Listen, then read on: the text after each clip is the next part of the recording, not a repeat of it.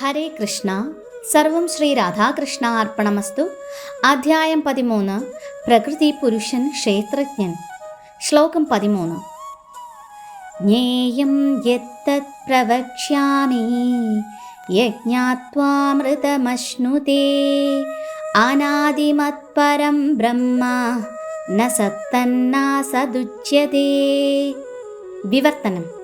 ഏതൊന്നിൻ്റെ അറിവ് സനാതനമായതിനെ ആസ്വദിക്കുന്നതിന് ഉതകുമോ, ജ്ഞേയമായ അതിനെപ്പറ്റി ഞാൻ വിവരിച്ചു തരാം.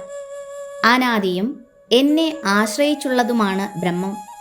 ഭൗതിക ലോകത്തിലെ കാര്യകാരണങ്ങൾക്ക് അതീതമാണത്.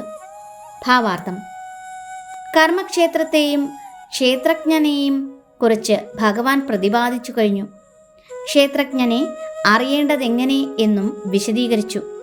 ഇനി അറിയേണ്ടവയെ ആദ്യം ജീവാത്മാവിനെക്കുറിച്ചും പിന്നെ പരമാത്മാവിനെക്കുറിച്ചും പറയുന്നു. ക്ഷേത്രജ്ഞരായ ഈ രണ്ടുപേരെയും അറിയുന്നവർക്ക് ജീവിതത്തിൻ്റെ അമൃതം നുകരാം. 2-ാം അധ്യായത്തിൽ പ്രസ്താവിച്ചതുപോലെ ജീവസത്ത ശാശ്വതനാണ്. ഇതിവിടെ ഊന്നി പറയുന്നുണ്ട്. ജീവന്റെ ഉത്പത്തിയെക്കുറിച്ച് ആർക്കും വ്യക്തമായി അറിയില്ല.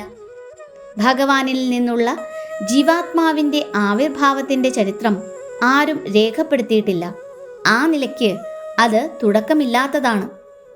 ഇത് വൈദിക സാഹിത്യം സ്ഥിരീകരിക്കുന്നു. ന ജായതേ മ്രിയതേ വാ വിപശ്ചിത് എന്ന് ഖഡോപനിഷത്ത് 1:2-18 പറയുന്നു. ശരീരത്തിൻ്റെ ജ്ഞാതാവ് ഒരിക്കലും ജനിക്കുന്നില്ല, ഒരിക്കലും മരിക്കുന്നുമില്ല. തികഞ്ഞ ജ്ഞാനമയനുമാണ്. പ്രധാന ക്ഷേത്രജ്ഞ പതിർഗുണേശഃ എന്ന് ശ്വേതാശതരോപനിഷത്ത് 6:16. ഭഗവാനെ പരമാത്മാവായി വൈദിക സാഹിത്യത്തിലും പറയുന്നുണ്ട്.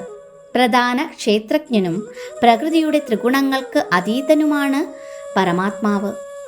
ദാസഭൂതോ ഹരേരേവ നാന്യസ്യൈവ കഥാചന എന്ന് സ്മൃതി. ജീവാത്മാക്കൾ എന്നെന്നും ഭഗവത് സേവകരാണെന്നർത്ഥം. ചൈതന്യ മഹാപ്രഭുവിൻ്റെ ഉപദേശങ്ങളിലും ഇത് സ്ഥിരീകരിക്കുന്നു. അങ്ങനെയാകുമ്പോൾ ഈ ശ്ലോകത്തിൽ ബ്രഹ്മമെന്ന് പറഞ്ഞിട്ടുള്ളത് ജീവാത്മാവിനെ സംബന്ധപ്പെടുത്തിയാണ്.